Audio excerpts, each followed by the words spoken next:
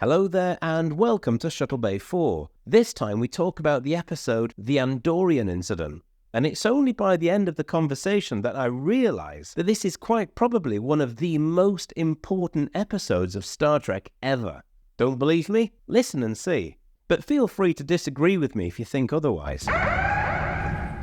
Oh, Brush can't join us, which is a shame because Brush is going to be gutted because, as you know, he's a massive fan of Enterprise. I mean, at least he could have some balls and say he didn't like it like I do, rather than just pussy out of it. Shocking. So, we're covering the Andorian Incident, which was the 7th episode of the first season of Enterprise. But it's the first proper Andorian episode of Star Trek ever, really. I mean, Andorians have featured, but I don't think they've ever featured that heavily, have they? They featured, quite a bit in TOS, and then after that, they just appeared every so often as a bit of a novelty alien because of the antenna and everything.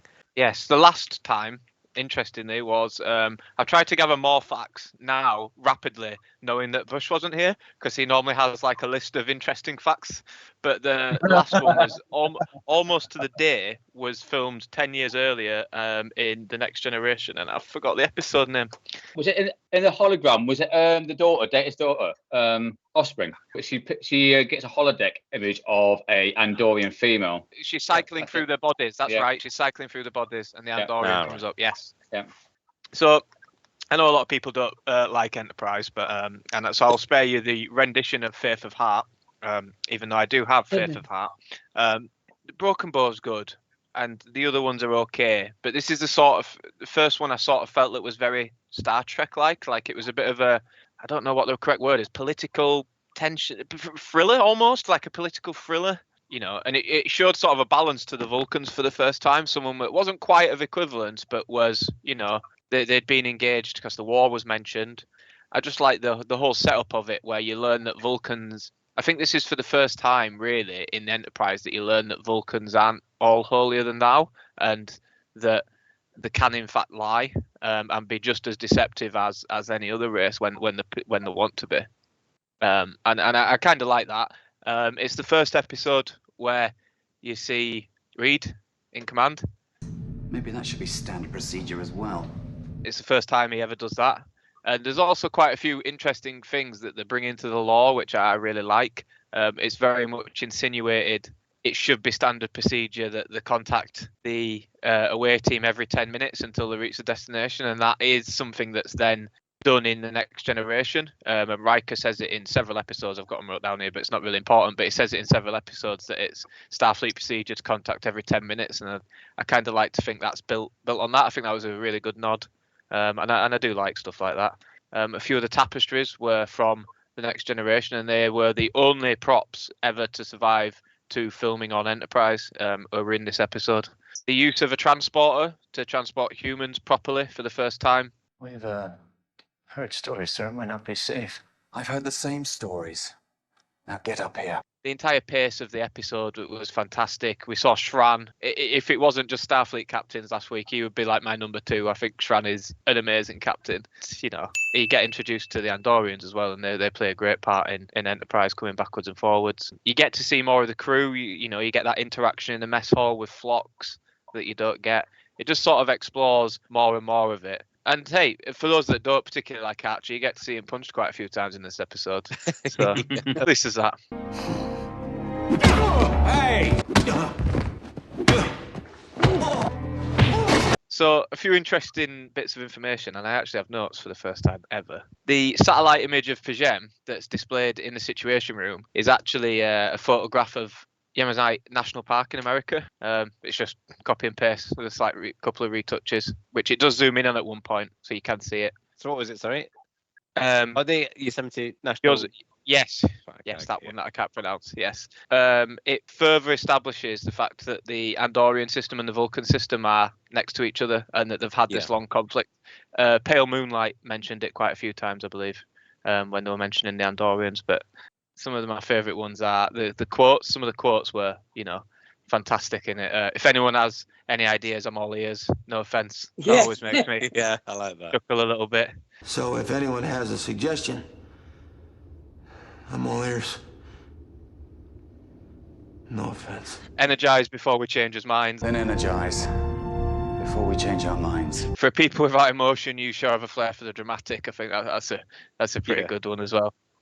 For people without emotion, you sure have a flair for the dramatic. The first little bit that I really like, is the first opening scene. I think it's fantastic. The like competitiveness, and it's like we're not really exploring if we're just following those Vulcan star charts.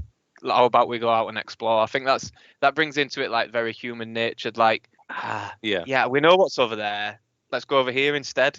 Where's the exploration and going places people have already been? That scene itself is really good because I like the fact that they are just chatting, Trip and Archer. It feels authentic. It feels like and it feels like the sort of thing you wouldn't get in later series. This is one of the things that makes it more of our time than their time. If their time being TNG era, our time being obviously now. But yeah, I really like that. They did look like two work colleagues, having a laugh. Yeah, having a chat, and they were clearly, they'd had a bit of bond beforehand, and it was quite funny. Yeah, so I suppose the storyline to me is fantastic, especially the ending, and that sort of sets out Archer's how he's going to be. I think that's the first time he sort of shows that as him being fair beyond loyalties to the Vulcans and to Earth, because I imagine that's not what his superiors would have wanted, and that's certainly not what the Vulcans wanted. And you get that, that fantastic line, we're in your debt, Pinkston, which we're in your debt comes back to repay. Yeah, no, just all of it really. The quotes, fantastic. The screenplay is quite good. T'Pol's still a bit stiff, but she's getting there. Have you not got any notes about T'Pol's wig? It looked awful this episode. It just looked awful. But I mean, that's just until they change. That's season 1's wig. It's not the greatest wig. It's awful. Do you know, I didn't even notice that. She looks like Frankenstein. She's got like flat head. Yeah. Well, Frankenstein's monster, honestly. Oh, one thing I did notice was the blue rubbing off on several of the Andorians. In one scene, it was really, really obvious. I believe they went over the blue with some sort of like skin varnish in the later episodes, so that didn't happen because it was all around the collar. You could see, it was like I'd done the makeup. And one random last fact: this episode was originally supposed to be the Gorn as the villains, not the Andorians. It's an amazing episode. Amazing. Go on then, Penfold. You're itching to go next, aren't you? You want me to go? Okay. Right. So,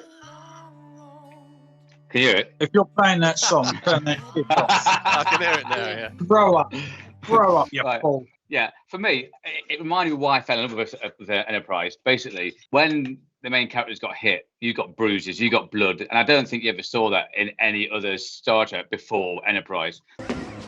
Or a math equation. That was what really made me fall in love with Enterprise. Was the fact it was gritty, it was dirty, and you probably find Archer would probably have the black eye the following episode. Definitely in season 3, they would carry bruises and injuries for 1 or 2 episodes, and I just love that realism. I love the political side of it, where they say Vulcans aren't white and white. You get to learn more about their struggles with the Andorians. Again, that was a big factor for me loving Enterprise, was the history of the Vulcans, how they influenced. And obviously, Jeffrey Combs, how can you not like him? Forget about the wig. The interaction with all the cast. You can see the building blocks of the next season, which I think it does get better. It deserved another season, really. And Reed, again, I've heard the stories too. I just think it was him at his best. And especially the interactions with Archer and Trip, get the radio fixed, and T'Pol, she wanted her nasal spray because the humans smell. They've even carried that on with the Strange New Worlds, because I think Spock mentions he hasn't got his nasal implant on one episode. It's because Vulcans think we smell bad, isn't it? The episode was directed by Roxanne Dawson. I think it was the first one she did as well. I think Yeah, that was good, but my moment. Oh my! I just think Enterprise has always been given. It's almost like the bastard child of Star Trek. I just don't understand the hate. It's tried something different, but staying familiar when it first come out. And I like the grittiness. I like they go in a different direction. Again, like I said earlier, when I downloaded it to watch it on the train today on Netflix, it said it was my limit of downloading it. So clearly, this is one of my favourite episodes. I just watched more than I actually think I've realised to do, and that's what I got to say about it. I can't find fault with this episode. I completely agree with that. It's fine. It's a great Enterprise episode, that's for sure. It's traditional Star Trek, but grittier. You've got a bit of action. You've got your captain getting fisticuffs. You've got a really good villain. Then you've got the political side. It actually shows humans go, look, this is wrong. Sort it out. The only bit that made me slightly uncomfortable is the whole forced, like, Andorian fancying to Paul. Yes. I was going to It was mention that. very forced. Creepy. It was a bit like weird. I always cringe at that a little bit. Suppose he's a wrong, isn't he? I saw that as kind of going beyond creepy to being quite chilling, because you think if they did take these away as prisoner, if they are really ruthless, would they really have, to put it bluntly, would they, would she have, been sexually abused? And it does add a real element of darkness to the episode. I'll enjoy having you as a prisoner. There is that undertone of this is actually quite, and you wouldn't get that in TNG or original series, really. No, you wouldn't. That creepiness. No, nor the mention of decapitations. No, exactly, yeah, absolutely. You got blood. You get blood in it as well. You get bruising. It's just a very different Star Trek, and that's why I love it. Do you think the decapitation bit, because Enterprise is very much the kind of the product of 9/11, right? 9/11, yeah. During that particular period of time, decapitations on TV or streamed or one of those things. And I'm just wondering if that's why that mention was made in there, because it was kind of relevant to the political scene at the time. It wouldn't surprise me. It really wouldn't. With, as you put it, Penfold, wrong-uns. Yeah. Decapitating people. Come on, Steve. Yes, I'm waiting for this. I'm waiting for this as well. So there's a lot of pluses and minuses for me. Oh, right. Pluses. So the pluses, obviously the Andorians, the bastard of the galaxy. Love an Andorian. Jeffrey Combs, obviously, because he's just an absolute legend. Love him as an actor. It was good to see that the Vulcans aren't as white as they claim to be. And they mention it in the episode, this moral superiority. So it's good to know that, because they always come across as, we don't lie, we don't do this, we don't do that, and yet they're involved in secrecy and shit that they shouldn't be doing, which for a bunch of rule followers is good to see that they're not as perfect as they like to make out. Malcolm Reed, Jesus, he's the only English dude in the entire program, and he's as flat as arseholes. For a security officer, the bloke is pointless. So they've sent the science officer, the captain, and the chief engineer. No security whatsoever, just in case. They've never been there before. They're relying on T'Pol's knowledge of the place and procedure, and they're walking into absolutely anything. How they didn't see the other ship, I don't know. It was landed. It was a tiny little shuttlecraft that was landed. It is explained in the episode. No, was there not a bigger ship in orbit though? No. That's why they said Enterprise was well armed, even though it wasn't. Oh, right, fair play. Yeah, no, there was some good parts. There was some. With all due respect, it's an Enterprise episode. You're never going to get me on board going, oh, this is amazing. I could watch it again. Let's put it in that way. I'm not saying I like it, because I don't. It did make me laugh how you had these really advanced Andorians, these really advanced Vulcans, and it took the far, far less advanced humans to uncover the truth. Because you see in later episodes how Shran has said that his weapons and his scanners and everybody else's are so much more advanced. It's almost like an episode of Scooby-Doo, and the Enterprise are these meddling kids. Everything was fine till these meddling kids rocked up and spoiled it all. The Vulcans have managed to hide it. The Andorians turned up for a day at most, a couple of times a year, never found anything, buggered off, and, the status quo is maintained. And then obviously these pink skins, and I love the reference to the pink skins, because you hear a lot throughout Trek, all of the Spock and his ears and, all of that, but you never hear it coming from the aliens to the humans. Commander Shran is, in my opinion, one of the best Andorians. I love his character, and I love the fact that he's just not, he will not owe anyone, let alone a pink skin, anything. And yet he continues to find himself in situations where one owes the other. Archer getting his head kicked in, pure class. Go, babe. It was your first time you've ever seen it. Oh, is it your first time? Oh, yeah, you're not really done Enterprise, have you? She doesn't look impressed, though. What? Yes, you've already spoke about the creepy, pervy Andorian that spoke to Paul that gave me the it. As far as Jeffrey Combs' character goes, he was like, oh, he plays a great bastard. And I'm thinking, yeah, he's nowhere near where you He didn't bother me. Was he called Shran? He didn't bother me too much. Yeah, he's a bit aggy towards Archer, but his cockiness deserved a bloody clout, didn't it, really? He got his ass handed to him on a plate. I believe the plot was they were looking for a long sensor array. And on one of them said sensor. Oh, it was the Vulcan high priest. A long-range sensor array. Where's the sensor array? We're looking for a sensor array. Is it a written rule that they've got to say it like that? Because Shran didn't say it like that. He just said sensor. We're looking for a long sensor array. We know there's one here. Just tell us the truth. It's a Vulcan thing, isn't it? Spock started that. But the long-range sensors reveal... Whoa. I am sorry. Are you trying to say the word sensors? Because to me, you're saying sensors. Sensors. Yes, that's right. It sounds right to me. Me too. Beginning bit, there's a scene with T'Pol and Floss. And he took the celery off a plate. Oh, I would have stabbed him with my fork in the neck. She didn't blink. She didn't even bat an eyelid. She didn't even give him a filthy look or anything. It was the highly equipped sensor array. T'Pol scans it, gives it to Jeffrey Combs. The Andorians leave. The end. And I just put my final comment was, what did I just watch? I've never known anything end so oomph. Yeah, but what did you say to me after abruptly? That?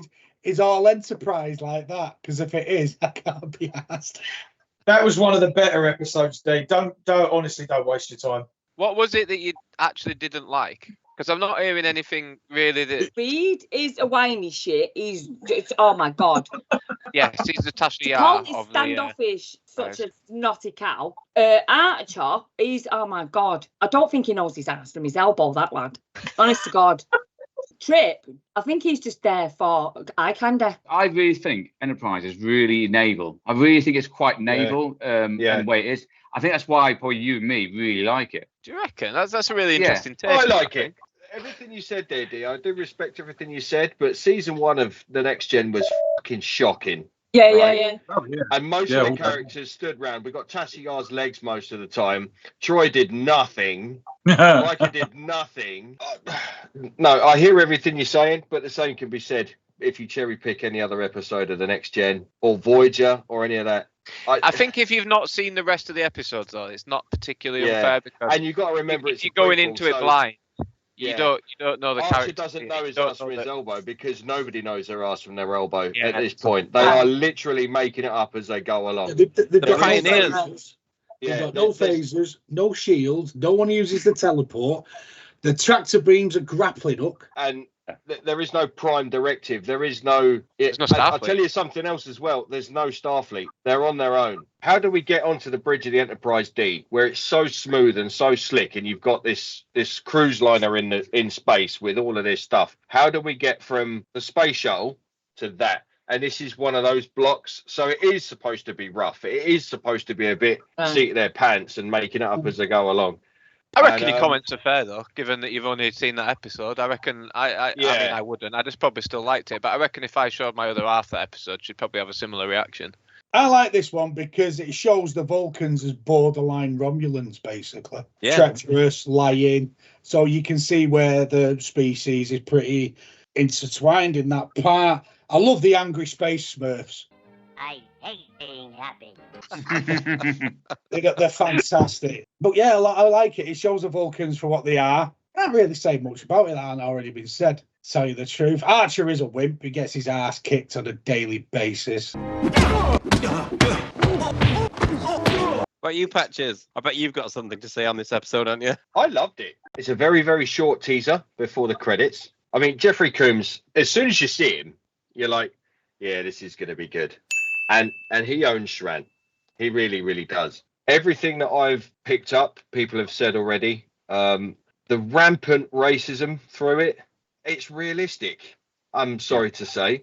It's a showcase of the different countries or groups of like treaty organizations in the world today and how they treat each other. You know what I mean? Yeah. And things like pink skin or don't get your antennas in a twist and all of this kind of stuff. Basically, it's you look different to me, so I'm going to take the piss. It's brought to bear, and I think that's kind of the message of the episode. What's been said about the Vulcans, they're duplicitous. I wouldn't say that they went as far as lying, but they definitely kept secrets, and they are incredibly paranoid. On top of the paranoia, is the superiority complex that they have. They think they're just better than everybody else. And it's interesting to see later in Star Trek, they become like a sideline in the Federation, a joke almost. Like, you know, the geek squad that can be relied on to computate massive number problems. But if you need someone to fight, you're not going to call them. This thing about suppressing emotions is a choice for them. It's not inherent to their species. It's something that they have to really work at. And I took from this episode the fact that if they don't do that as a species, they descend into Romulans, and probably worse, actually. I like the introduction of the new races as well, and I like how that's done. So we're on the sidelines, and we're not the be-all and end-all here. They're not looking for us, and they didn't kick our door in. Do you know what I mean? The Andorians are doing this thing with the Vulcans, and we stumble across that. And again, I find that quite realistic. It's good. That's why Enterprise is good. You know, when they say it's an Earth vessel, like Earth, human, who, what? Who the fuck are you? Yeah. And not only are we introducing new species, and it's do you know what? It's new to Star Trek. Like the Andorians were a founding race of the United Federation of Planets, and we know nothing about them. Yeah. So there was mileage in that, and they do pick it up, and they give it to Jeffrey Combs to do. And I think that's a great idea because he really does pick it up and run with it, and he crafts his character. I like the way that humans or Starfleet, the fledgling Starfleet, kind of don't really pick a side by the end of this, even though they've got a Vulcan on board and they are desperately chasing Vulcans for their technology. The Vulcans aren't giving it to them. So as a result of that, because they're not a hard ally, we're just going to stick up for the truth and justice. We're going to go with what's right instead. And to expose this listening post, that political play in such a short episode, it was brought out beautifully. You can see from the bridge, it does have a naval feel. It doesn't look Starfleet. You know what I mean? It doesn't have that plush LCARS type thing. It's, in comparison, it's quite clunky and functional. Patches. One thing I noticed as well, because there are some really good shots internally of this, it's lots of like ladders going up to things, and the clunk of your feet on metal. And that's one of the reasons I love Enterprise. You know, like you say, plush carpets, cruise liner in space. Complete opposite. It's people like shuffling past each other, and when people walking down, like I say, you hear that clank of metal, and it's constantly climbing up ladders and little doorways. I do love that. And there's, you know, you're crammed in. You just got this thin shell between you and the outside world. You know, and you haven't got all these other ships to call upon because there is no Federation yet. Yeah, you're on your own. You're in a very hostile environment. It's like a submerged submarine. The minute you open the hatch, you're fucked. I like the sets. I like the way the sets were done. You can tell it's filmed on film as well. It's not a digital production. The way that they filmed it and the look and feel, there's a little bit of a homage there to the original series as well. And it fits nicely. This episode fits nicely. And, the reason the set's so good, by the way, is because two of them, especially the Catacombs, were film sets on the Paramount lot. That's why the Catacombs looked so good. They were movie sets. Is anything sacred to the Vulcans? We've established that they'll do what they need to do. And I think we also established by that duplicity that the Andorians are probably right. There's a listening poster. We know there's a listening poster. Just send Shran, kick the fucking door in and find it. This is what made me laugh though, because when they showed it at the end, this place was, I expected like a room. Huge. I forgot this episode. Yeah. It's like the entire fucking planet. Yeah. And I was like, well, the sensors can't be that bloody good. Like nothing's hiding that, is it? Yeah, it's a James Bond thing. It's inside this volcano. It's a massive space complex. It's hiding the door behind a curtain. Yeah. You know, not even a false rock. It's a curtain. I think one thing that hasn't been picked up properly is just how important Archer's decision was. It sort of set the fact that the Federation were going to be neutral. I know the Federation didn't exist yet. Yeah. We are not the Vulcans like dogs or allies. We are neutral in this. There is a missed opportunity by the Vulcans there. They could have got into bed with humanity and they could have formed the Federation or at least an alliance before this, but they chose not to. So if you're on your own, you're on your own.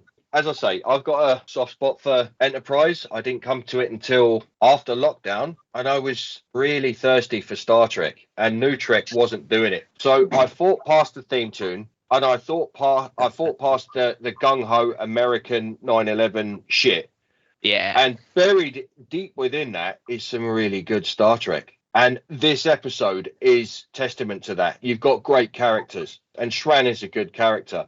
And T'Pol, you can see she's torn between a rock and a hard place. She's doing her duty for her ship, but she's also culturally Vulcan. So, you know, what does she do about that? And then you've got Captain Jonathan Archer, and he comes up and he's like, look, we're not having your shit. And I think he earns some respect for taking so many beatings and things like that. Do you know what I mean? We're not soft. Human beings aren't soft. And this shows that. And you can tell when he's had a proper beating and he's just spitting blood into a napkin or a hanky. And you can, if anyone's taken a couple of decent punches to the gob and you're like, oh, yeah, bastard. I actually felt that as he was doing it. Oh, and someone was talking to him and he's like, yeah, well, I felt that. And that it's like Penfold said, that grit, that realism, Star Trek needed a bit of that because it was getting very, especially with this profits business, and it was getting really fucking bad. I like the politics and the world building that this is setting up, like the universe building that it's setting up. I really like that. And I like the production value. I found it hard to get into Enterprise first time I ever watched it because the sets were so cramped, because it was so American and gung-ho. And that Faith of the Heart song, the reason why I don't like it is because it's shit. It's junk. It's not. I mean, I can't fault this episode. Is it cheesy? Is it tacky? Yeah. But I'm into Star Trek, so I like that. Yeah. I'm going to mention a couple of things that Patchy said because I've got. You mentioned about Vulcans suppressing their emotions, and it actually got me thinking about something I never really thought about before. It's almost like because they're scared. They're really scared of what it is they would be and how their society would crumble if they were allowed to, to run with their emotions. There is a superiority with Vulcans looking down on, say, humans and such like. But you realise and I think it's this episode that does it, that they're scared of what it is they would be. You mentioned about the crew of the Enterprise, and one thing that I didn't really think about until now is how close that crew is. I don't think any other crew on any other ship are as reliant on each other as they are on the NX-01, because the truth is, on the Enterprise, the computer, D, for example, the computer could probably fly the ship, right? You know what I mean? You probably don't really need, unless shit's hitting the fan, you don't really need people on the workstations probably. Whereas with this, you do. You constantly need people on the workstations, and you need everyone working together. And if anybody drops the ball, then everybody's, balls drop. One of the things you mentioned as well is about the fact that we remain neutral, and that's a really good point that I've never thought about before. But this episode is really pivotal because you feel like this is kind of like the building of the Federation, because it's humans, because everybody seems to have allegiances, everybody seems to have enemies, and humanity's turning around and actually kind of taking the moral high ground and saying, no, we're not picking sides. And had the Vulcans not been looked down the noses at humans and formed an allegiance at the beginning, it's clear from the beginning of Enterprise that that's what we wanted. And the reason why the Vulcans didn't, the only reason was they didn't want to give us their technology. It was like, well, it took us years to find this. Why should we give it to you? You've got to find it. Yeah, we don't exactly. That was my main takeaway from this entire episode, and it was right at the top of my notes, and I got too excited and buried into the quote. But it's true, isn't it? Had they formed that allegiance that we seem to be desperate for at the beginning of Enterprise, then this wouldn't. At this point in this episode, we wouldn't have gone to that temple or whatever and done what we did. We would have gone there as allies, and it would have been a case of let's murder off the Shran and his lackeys. Yeah, and but we would never have discovered that thing. All of the founders of the Federation, this is the first time that we've clapped eyes on them. Yeah.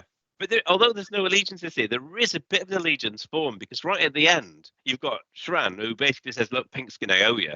And that was a big moment. And Archer that was a big moment for Archer, because he could have turned around and instead of lording that over everybody, it was just a case of, look, we'll be pragmatic. We found this thing. We've all seen it. And I just thought that was really good. And you also mentioned about world building, and again, it ties into all this. And I almost feel like an idiot, really, for not really recognizing it until I've heard you speak about it. But this episode is probably one of the most important episodes of Star Trek, full stop, because you get that world building. It feels like this is the seeds being sown of the Federation in this episode itself. Archer made T'Pol give him the pad. That was pinnacle. Yeah, well, I thought T'Pol was brilliant in this episode because at the end, she, as far as a Vulcan can look, she did look like she was kind of ashamed of the Vulcans in the temple, and it felt as though that at that point she made the decision to side with Archer. It felt to me that she felt like she was more part of the crew of the Enterprise than she was part of the Vulcan set at that point. You're right, and I'm pretty sure I've read a magazine, Dan, somewhere where she because obviously she don't give interviews. She left that behind a long time ago. But one of the early ones that she did, she was like, that's where the writers had sort of said, this is where you want to change from being a Vulcan shoved on a bloody Earth vessel to I'm siding with these, and that is taken forward, isn't it, into the next few seasons. It is, yeah. I mean, that's the thing. The events in this I'm just forgotten about. Shran comes back, and I owe you a favor and everything. That all does pay off. And I know D, obviously, you kind of knew him with this episode, but if you were to stick with it, there are things that are established in this episode that come back. It does have an impact. Yeah, because T'Pol gets repercussions of this, doesn't she? Yeah, because all the Vulcans go against T'Pol because of this. And plus that, you start seeing T'Pol's emotion sides, especially when she takes the itty fit with Archer and takes all the blanket off him. The point I'm trying to make, though, is T'Pol is more than a bird in a bodysuit, basically. Yeah. Yeah. You know what I mean? And Rick Merman put a bird in a bodysuit front and center as teenage draw eye candy bullshit. Yeah. And she's trying to act through that and show her repertoire, show her character, show depth, show layers. Yeah. And you've really got to really look for that past this fucking bodysuit, which they did to 7 of 9, which they did at Deanna Troi. She succeeded where a lot of them failed as well because Troy never got past that. Like I say, she got to wear the uniform because Jellicoe made her wear it. But 7 of 9 never really got past that. Do you think it's something to do with the decontamination? With the flake advert cinematographer. It was like that. No, well, the first time I watched it, there's a meme that you see every so often about Enterprise specifically, and it's like me watching Enterprise when I'm on my own, and it'd be just like like they're on the bridge or whatever. Yeah, you watch the Enterprise when the missus walks in, and it's like T'Pol dropping a whatever clothes or that. The flake advert's a great reference because it is. When I was young, that was better than Channel 5. That was better than Channel 5 after hours. I thought it was Channel 4's triangle. You nearly see T'Pol's triangle in the episode, but Jesus.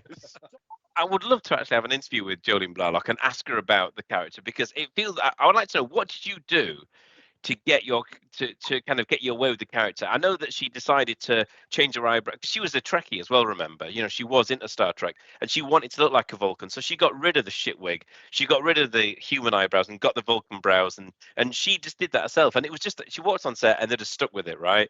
And her character is taken more seriously later on in the season. At the beginning, she is basically, hits an ass, right? That's why Rick Berman had her on there, and it is, and it did that with loads of other characters. But somehow she gets knocked all the time. I love T'Pol as a character. I love Trip, and I love them as a couple. Two of my favorite characters. I honestly, I love them. I kind of gone off on a tangent. What I was going to say, my first comment is antennae. I just think they look brilliant. I know it sounds daft, but instead of these things that are stuck on the head like a hairband, they're moving and they're quite creepy. But they're brilliant. And I find myself just staring at them all the time. I'm like, I can't help it. I'm like, oh my god, look at that. Yeah, do you know if they're CG or whether they're like mechanical? They're definitely not CG. Yeah, they're mechanical. They're not CG. But how do you swivel to who's talking? Because the swivel to where they're paying attention to.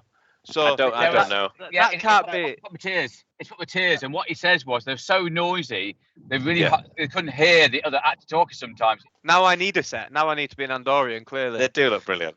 The opening credits, I paused it. 45 seconds. Those credits start. It was such a quick. Honestly, it's just wham bam and you straight into this episode.